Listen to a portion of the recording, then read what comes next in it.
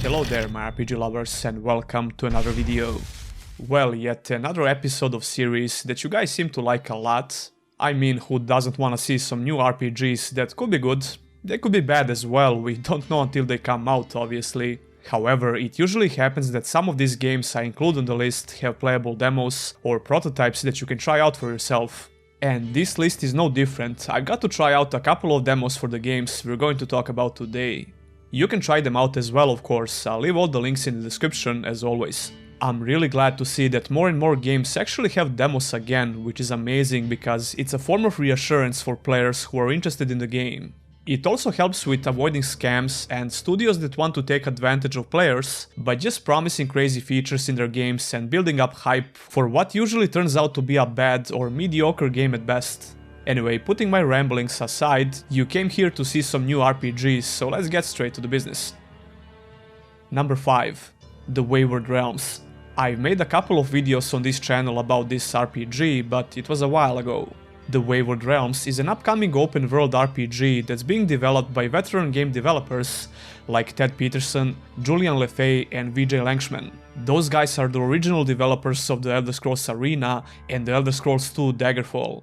It seems like the Wayward Realms will take a few pages from Daggerfall when it comes to the core design philosophy, which means that we can expect a procedurally generated world map as well as the depth of RPG systems like in Daggerfall. Choice, consequence, scope and role-playing will be experienced like never before, a myriad of complex and dynamic faction relations, and a realistically scaled open world where players will experience a new class of game, the Grand RPG. Now, those are some pretty big words, but if someone could actually pull this off, that would probably be the veterans of this genre, right? A couple of months ago the teaser trailer came out and we have a bunch of concept art for the game, but we still don't have any actual in-game footage, unfortunately. And I think that could be a good and a bad thing at the same time. It can be good because you want to make sure that your game looks the best as possible before you show it. I mean, there is only one chance to make good first impressions, right? And it could be bad because people can get a bit suspicious or concerned when there's no gameplay footage at all. There was some controversy when one of the guys left the development team because he felt like the development was going too slow. That was actually a YouTuber called Indigo Gaming. This guy makes some amazing videos, by the way. Anyway, I just hope that everything is okay with the development. As for more info about the actual game, the Wayward Realms is set on a group of over 100 islands. Those islands range from small to massive, known collectively as Archipelago, where different factions fight for influence and power. Players will venture through strange lands, encountering humans, elves, dwarves, and other races of more unusual nature. The developers are really active on Discord and Twitter, and they post regular updates as well as questions for the community. I'll continue following the development of this upcoming RPG and I'll inform you of any major updates. Number 4. Robin Hood Sherwood Builders.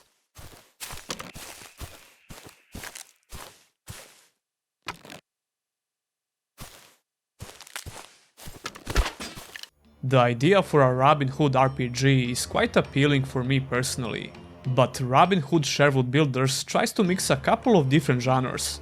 It has third-person action RPG elements and base building simulation elements as well. It's a pretty interesting idea in general. This is one of those games that has a free demo on Steam that you can try out. I've played it for a while and I have some good and some bad things to say about it. Just keep in mind that I'm talking about the demo and not the game itself. I was getting some Valheim vibes while playing the demo, at least when it comes to gathering materials. And that's going to be one of the main gameplay loops, because you will need different materials for various things in the game, like crafting and base building. You get to try out how all of this works in the demo. First of all, the atmosphere in the game is great, which is something that you can feel right away. Exploring the woods is really satisfying, the environments look pretty good, and the lighting is decent. Which can be said about the character models and some animations.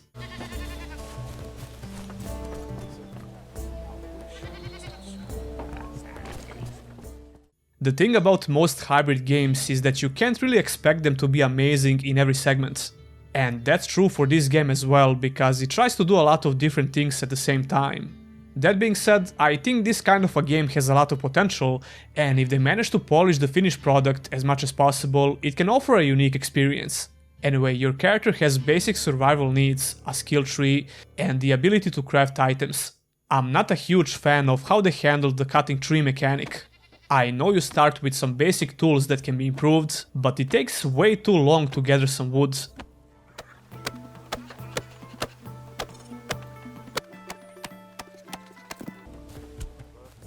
This could be easily fixable with a patch though. Other gathering mechanics like mining for example feel okay. You will take some quests in the demo from one of the NPCs, and I'm happy to say that everything is voice acted. The voice acting is decent, especially for the main character. I didn't forget it, Brother Tuck. And it hurts me to say that, but I've lost it on my way home. Other NPCs are a hit and miss, but it's not that bad.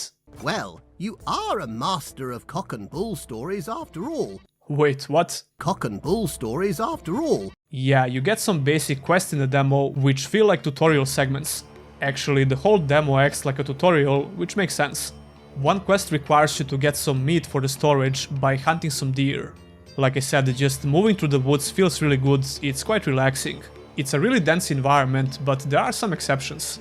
That makes hunting deer quite an enjoyable experience. When it comes to actual range mechanics, you get to free aim your bow, you can also crouch for causing less noise I guess, and fire away. The controls are quite responsive and snappy, which is always a good thing.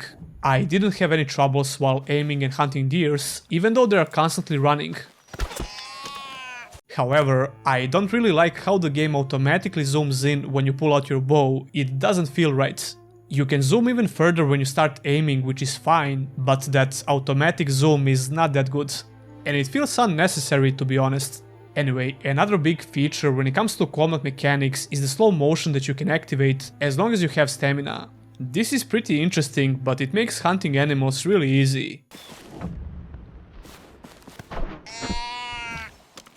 To be honest, I had low expectations when it comes to melee combat, but it's not that bad actually. It feels similar to Valheim's hack and slash combat, which I think it's a good fit for these kinds of games.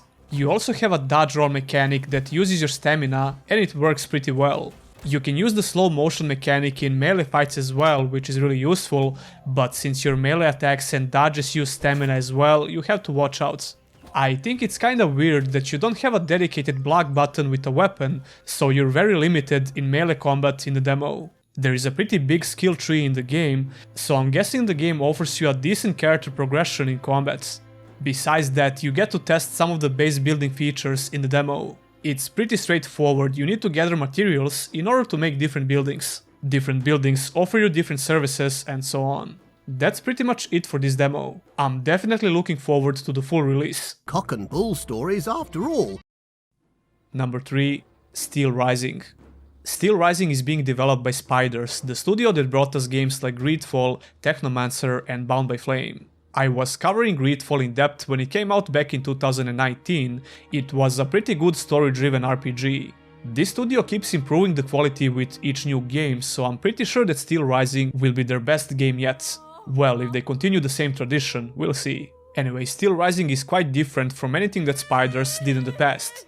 They like to experiment a lot with different settings, and this game is no different. King Louis XVI's Automata army is terrorizing the citizens of Paris.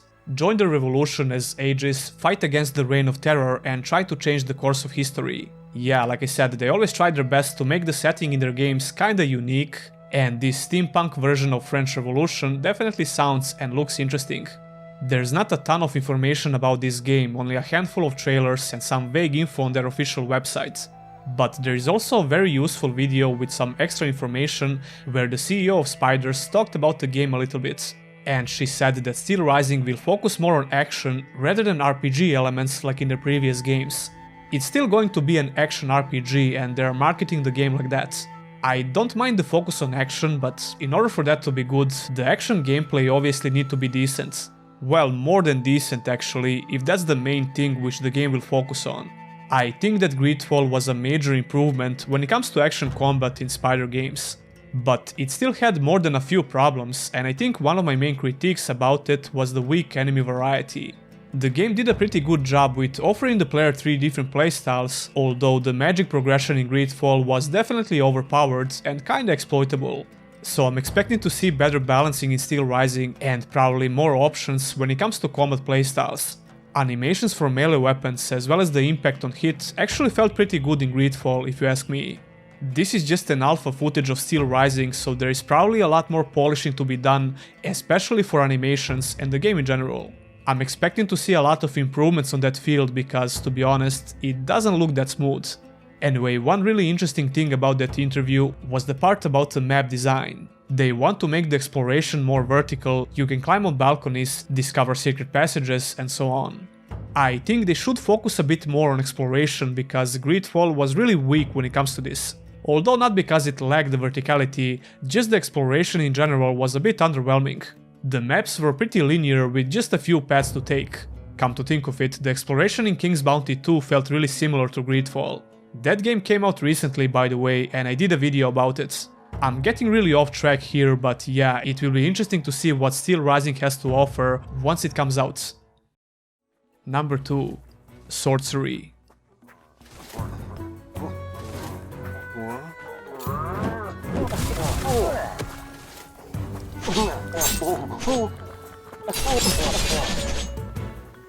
Swordcery is being described as an action roguelike RPG, and this is another game with a playable demo on Steam that you can try out. It's actually called a prologue on Steam and you can easily invest a couple of hours playing it, which I did last night.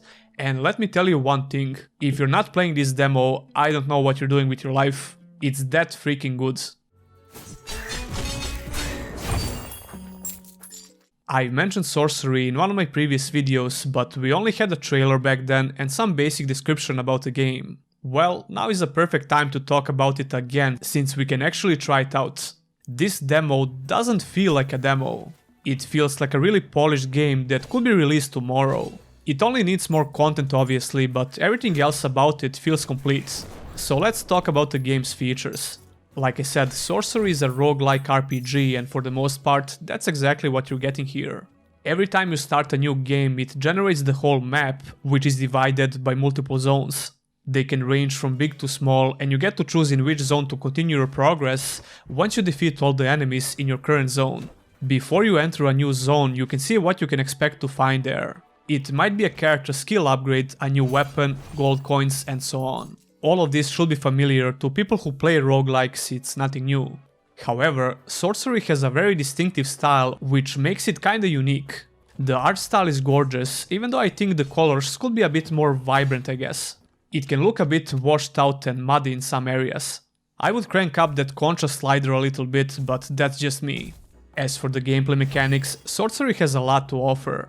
You always start with a default one-handed sword, but you're immediately given another random weapon. There are a couple of weapon types that you're going to try out and they all have different attack patterns.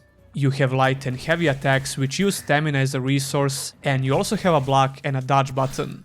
Each weapon type has a special ability that uses your mana, or sorcery as the game calls it. You can switch between weapons in the middle of the fight if you wish to, as long as you have different weapons. The game seems to offer the player a lot of possibilities for unique builds, which is really important in a game like this. I really enjoyed katanas and greatswords, especially when I got a few skill upgrades. For example, those raining attacks happen when I charge the heavy attack. I think it's possible to build an entire playstyle around some of the special abilities that you can get for your character. But more importantly, the action combat itself feels great. It's challenging but not tedious. Well, that's the case in the demo at least. You have a hub area that you can discover where you can sacrifice one of your weapons for an extra life. You can also buy items and different weapons as well if you have the gold. That extra life that you can get comes really in handy when you fight the boss of the demo. And speaking about the boss, it's a decent fight. Nothing amazing or great, but pretty decent for a first boss in the game. He has around 3 or 4 unique abilities that can really hurt you, along with regular fast attacks. But visually, the design of the boss is a bit uninspired. But like I said, I just love the whole demo and how the game plays in general. The only actual problem on a technical level is the camera. It can be all over the place and there are some god-awful angles that can easily get you killed by no fault of your own. Now I get what they're trying to do here, it's supposed to be a more dynamic camera rather than being a static isometric angle. If that comes with the cost of having some really bad angles that can affect the gameplay, I would rather stick with a more basic camera. To conclude my thoughts about this demo, I really want to play the full game. You should definitely check out the demo for yourself, especially if you like these kinds of games.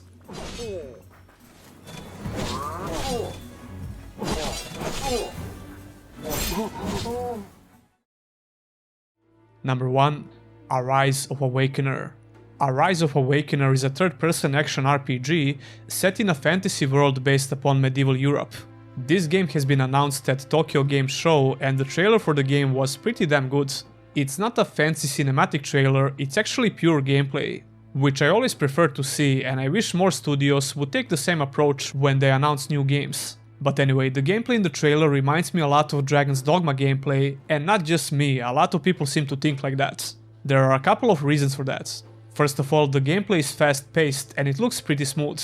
We can also see when the player is on the back of a troll, I guess, in a very similar manner like in Dragon's Dogma. Now, the melee gameplay doesn't look that similar, but the magic gameplay with a staff is obviously heavily influenced by magic spells in Dragon's Dogma. It's very rare to see a JRPG with some Western influence when it comes to game design. Ever since Dragon's Dogma released, we didn't really have any similar games. Arise of Awakener is possibly going to change that. We can also see dragons, airships and some casual exploration in the trailer. I think there are some bot assets which the game is using because I'm pretty sure I saw them before, like this area for example. There might be more, I don't know, but I don't think that's a reason to be concerned, especially because it's an early development footage. Anyway, here's some official information about this game. Arise of Awakener is a single-player, open-map, action role-playing game set in a fantasy world based upon medieval Europe. In this world, players will ride dragons, command airships, and partake in engaging combat encounters against a collection of fantastical creatures as they take on a role of an adventurer and embark on a path of revenge and redemption. And there is some extra info about the game on WCCF tech site that goes like this. The game allows players to choose between 3 playable characters, warrior, archer and a mage. Players will be then faced with fast-paced hack-and-slash combat against all kinds of foes. In addition, players will be able to command dragons and ride them. Players will be able to command airships as well while fighting against fantastical creatures. The main goal of the adventurer that sets on this quest against impossible odds is to become the Awakened One. What does the Awakened One do, or why is it such a coveted rank? Details regarding this and the game's overall story will be announced in the future. Yeah, we don't have a lot of information about the game itself, but it looks more than promising. Especially because they are willing to show the gameplay in the first trailer, which is always a great sign. But granted, the combat is only one part of an open world action RPG, and I hope we get to see more info about other parts of the game soon. So far so good, I guess. And that would be it for this video. Tell me your opinion about these games and which one do you like the most and why. Leave a comment down below. If you missed the previous episode, you can check out the full playlist by clicking on the card above. Hope you enjoyed the video, and I also hope that all of these games turned out to be good, if that's not too much to ask for. Don't forget to subscribe for more RPG contents. If you want to support the channel in the long run, consider becoming a Patreon or a YouTube member. You can get your name on the end credits, as well as some other perks like early access to videos, Discord roles, my plans for future content, etc. etc. That will be all, and I'll see you in the next one.